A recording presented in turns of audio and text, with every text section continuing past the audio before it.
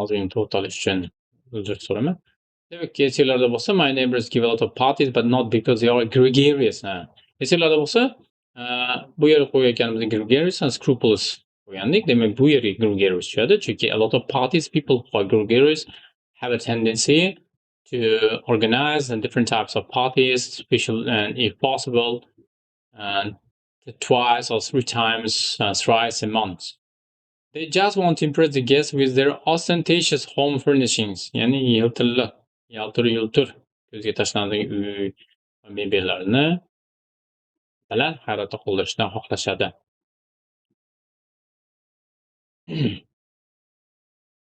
Top. Our cousin is in Nigeria writes great letters filled with ikkita so'z qolganda adashmasam, qaysi so'zlar qoldi? Ishlatdik, optimum, dexterous, discretion, scrupulous, sensory bilan gregarious hozir qo'ydik. Vicarious qolibdi. Sensory, vicarious. Filled with vicarious details that give us sensory acquaintance with the sights, sounds of an African village.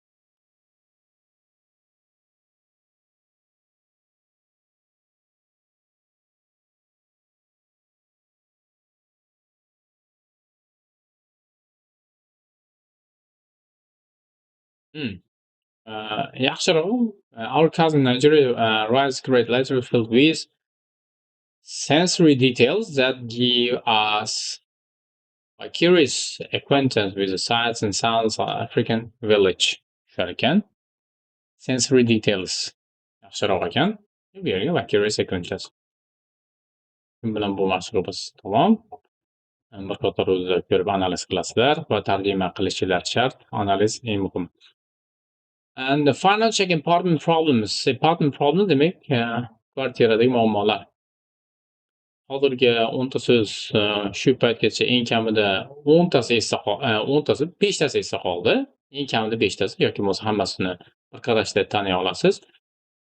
Shu yerga o'zingiz mana bu mashqlarda o'zingiz nima qilishingiz kerak? Amin qilib, qaysi so'zlar esingizga kelyapti, shu kelayotgan so'zlardan bir chekkadan qo'yib ko'ramiz.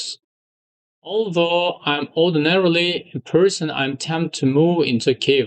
I'm tempted to degani qiziqaman degani. Tempted to. Qiziqma. I'm interested to do something. I'm intrigued to do something. O'xshagan so'z. Into cave far from all other people and landlords. Demak, bu yerda g'or ichiga kirib yashash yoki odamlardan uzoq bo'lish, egalaridan uzoq bo'lishga qiziqaman deb. Demak, odam o'zi shu holatda bo'lsam ham demoqchi. Demak, mana uzoq bo'lishni, odamdan uzoq bo'lishni gregarious ma'nosi shu ekan. Okay, I admit that I didn't use enough in choosing apartment to rent. Endi orada ko'rdik, use bilan asosan discretion degan so'z keldi in choosing apartments. Ya'ni I didn't use enough discretion yetarlicha farosat ishlatmagandirman demoqchi. Shuni tan olaman. Often in choosing the rent, but does every one of them have to be to my house mental stability checkbook? Hammasi shunday bo'lishi zarurmikin demoqchi. Demak, detriment. Chunki bu yerda detriment qadamini article bilan keladigan discretion qo'yib oldi. Demak, detriment o'tib. When I moved into my first apartment, I discovered that previous tenant had already subleased the place to a very large family of cockroaches. Tenant degan oldingi ijarachi allaqachon joyda tarakanlar oilasiga leasingga berib yubordi demoqchi. Subleased. U demoqchiki, tarakanlar bosib ketgan ma'nosiga kelyapti. Although I kept trying, qancha harakat qilmay, I was never enough to swat any of them. Ular bilan kurasha olmadim demoqchi. Never enough bo'lsa, demak sifat kelish kerak. Dexterous, malakam yetmadi ma'nosi. They were able to dodge all on my blows. Har bitta zarbalarimga dodge degani chap berib qoldi. Qochib qolishdi ma'nosida. In time they became so bold. Shu ba'zi paytlarda shunaqa jasur bo'lib ketishdiki, that paraded across the kitchen floor in the daytime. Paraded degani oshxonani parad o'tkazishdi. in the daytime. Kunduzida in the daytime. In manner meant to impress upon me how usual it was to try to solve them. And ostentatious manner again, o'zlarini ko'z qilib,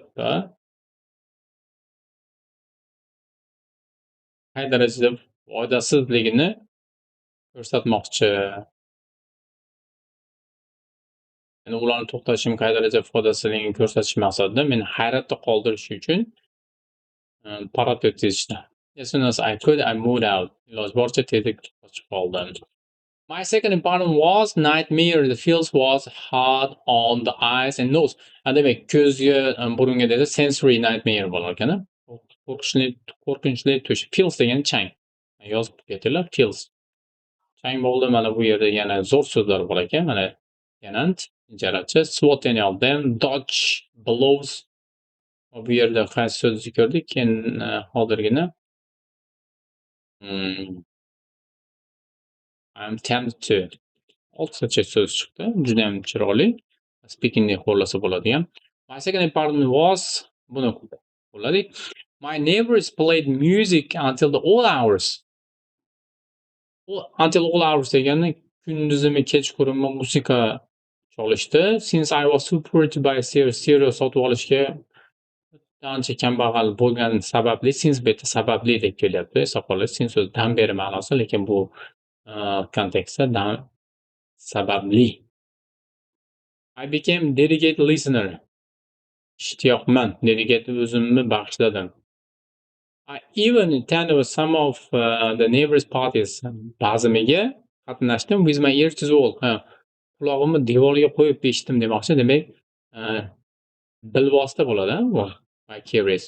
When my landlord found out that he tried to charge me $7 a day for internet, uy egasi buni aniqlab qolgan paytda u mendan kuniga shu bazm uchun $7 haq jarima oldi desak bo'ladi.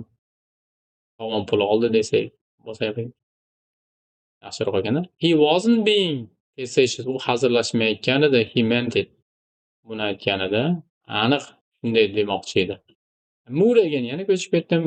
Hoping to find a decent degani vijdonli, axloqli, scrupulous landlord. Scrupulous vijdonli degani ma'nosi tushar ekan. Decent, indecent. Decent job degan so'zni eshitgansizlar.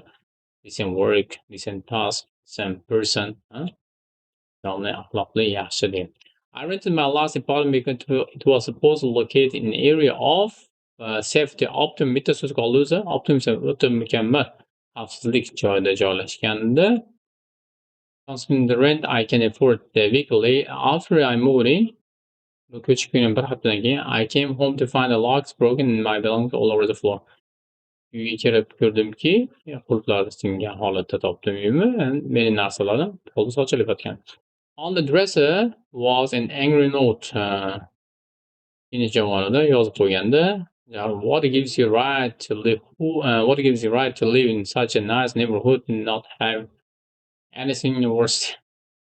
Yozilgandiki, bu mahallaga kelib yashashga nima haqqing bor? O'g'irlashga hech narsang bo'lmasa seni deb yozib ketgan ekan. Maybe I should have said with the cockroach, at least they were honest. Balki tarakanlar bilan qolganim yaxshiroqmidi? Eng kamida ular vijdonli edi. Now on the xulosa ko'rib turganingizdek juda ham zo'r mashqlar berilgan. Birinchi matching words in context deb berilgan mashqlar. So'zlarni sinonim topdik. Aynan shu sinonimlardan keyin so'zlarni o'zini topdik. And gap filling exercise, two options in one sentence, and completing the story. Hikoyani to'ldirish topmishi.